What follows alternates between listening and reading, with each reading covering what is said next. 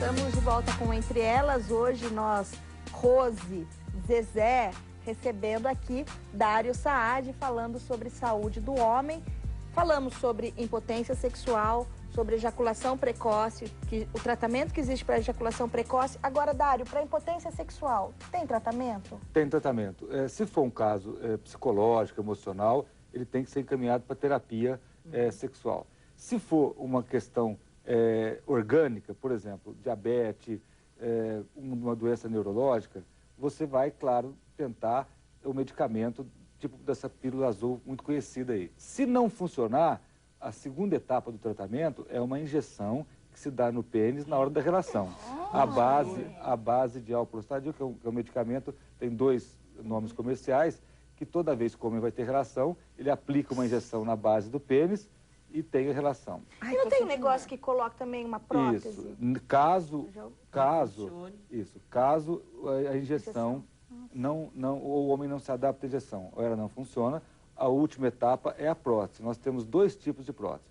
É uma prótese inflável, que é a mais complexa, onde existe um mecanismo que o homem consegue inflar a prótese e, consequentemente, a ereção, e existe a prótese de silicone maleável, então, que é a mais comum, a mais barata aí. Então, esse é o tratamento para impotência. Agora, Dário, eu recebo quase que diariamente um e-mail que todo mundo que está nos assistindo também deve receber, que é: aumente seu pênis. O que tem de picaretagem nisso? 99,9% é picaretagem. A internet tem um lixo de oferta de cirurgias, oferta de produtos, bomba de sucção para aumento do pênis, que infelizmente é um lixo total. Isso mexe com a masculinidade do homem, né? Os caras reclamam.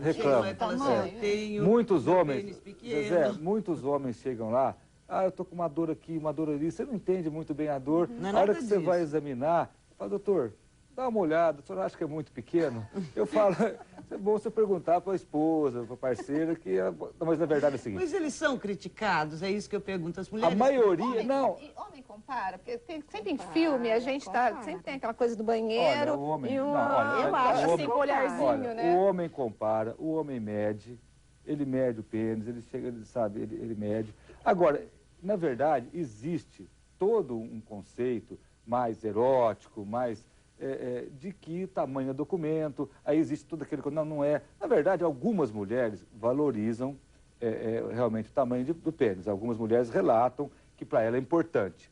A maioria das mulheres, não. A maioria das mulheres, a grande maioria, não coloca isso como fator importante na relação. Ou seja, o tamanho não é documento. Não é documento. O funcionamento é documento, tamanho não. Agora, o homem coloca isso de uma maneira que ele se inibe e ele coloca uma coisa tão pesada dentro do seu lado psicológico, que hoje tem algumas cirurgias que são relativamente aceitas, que injetam inclusive silicone no pênis para aumentar o tamanho do pênis, que a Sociedade Brasileira de Urologia não aceita muito, e tem outra cirurgia que tem um ligamento que vai do púbis ao pênis, onde há a ruptura daquele ligamento e o pênis cai um pouco e dá a impressão de ter aumentado, mas não aumenta o tamanho. Passar por tudo isso? Eu acredito que não. Agora, o homem cria um bloqueio, ele cria um preconceito contra o tamanho do pênis dele, que muitas vezes inibe. Tem pesadelo. Eu acho o seguinte, outra questão, Zezé, desculpa. Tem muitos homens gordos, gordinhos, onde começa a depositar a gordura pré-pública, que a gente chama, na base do pênis. E aquilo dá uma impressão de pequeno, mas na verdade... Mas eu acho que o homem tem muito gente fazer uma lipo. Tem alguns casos, que faz. Eu acho que o homem tem a ver com a história que o homem vê muito mais pornografia do que mulher.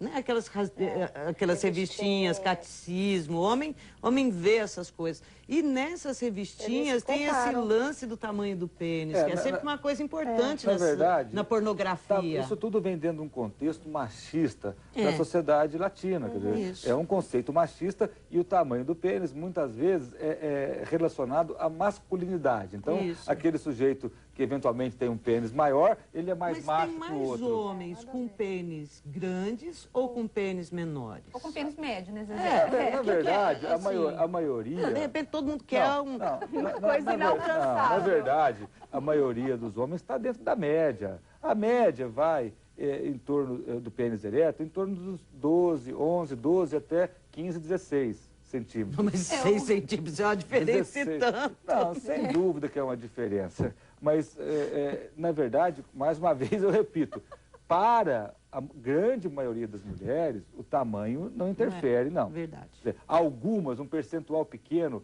que tem esse lado mais erótico, que tem uma visão um pouco mais materialista da coisa, vamos dizer assim, acredita que isso interfere.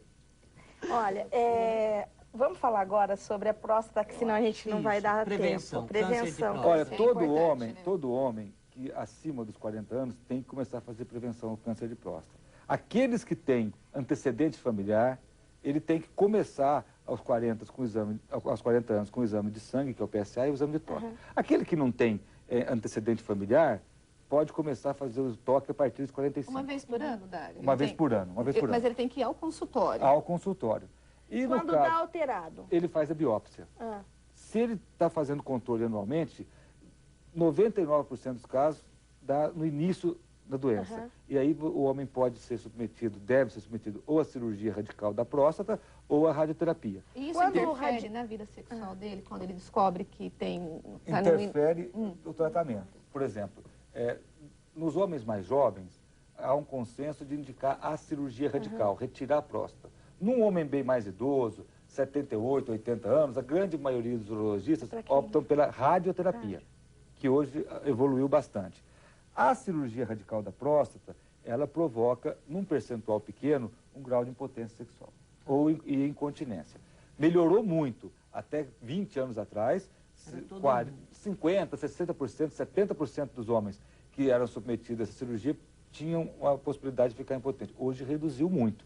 A cirurgia evoluiu muito e esse percentual varia muito de pesquisa a pesquisa, de 10, 15, dependendo da técnica usada. Em se fazendo a cirurgia, ficando lá 1 grau de impotência, tem jeito de reverter isso ou não? Você reverte, se não, daquela mesma forma, ou com medicamentos, ou com uma injeção no pênis, ou, em último caso, com a prótese. Mas não deixe de fazer o exame porque se não detectar no começo, se descobrir a doença já espalhada, aí é terrível a evolução da doença. Quando se retira a próstata toda, evita o risco de se alastrar a doença? Sem dúvida. Se tiver no começo, retira a próstata, vesícula seminal, e aí tira a doença, a cura da doença. Certo. Gente, puxa vida, hein, gente? nós estamos importante, aí, né? Agora eu sou nós já solidária aos acabando, homens, viu, eu não gente? vou mais ficar só não é brava, mais porque a gente tem vingança. celulite, Não é vingança, porque frigidez, celulite a gente vai na massagem e resolve. É verdade. Estrias, existem as carboxy que dão um jeito, né? Isso. Se tá barriguda, você vai lá, estica a barriga, não tem problema. Agora os homens aí, nós estamos solidárias com vocês. E, bom, procurem, né, um médico, é importante, né, Sem dúvida. procurar um médico especialista para saber e te ajudar no tratamento, E as não ficar mulheres sofrendo à devem toa. incentivar, né? os Mulheres, maridos a as irem ao mulheres devem incentivar e serem parceiras nessa hora. Gente, eu agradeço muito a sua participação aí do outro lado e agradeço também, Dário, a sua participação aqui com a gente. Eu que agradeço a oportunidade de discutir um tema importante para os homens, mas que as mulheres ajudam bastante nessa questão. Obrigada, Meninas, bom domingo para vocês. também. E até o próximo. Até o próximo. Tchau, gente. Até o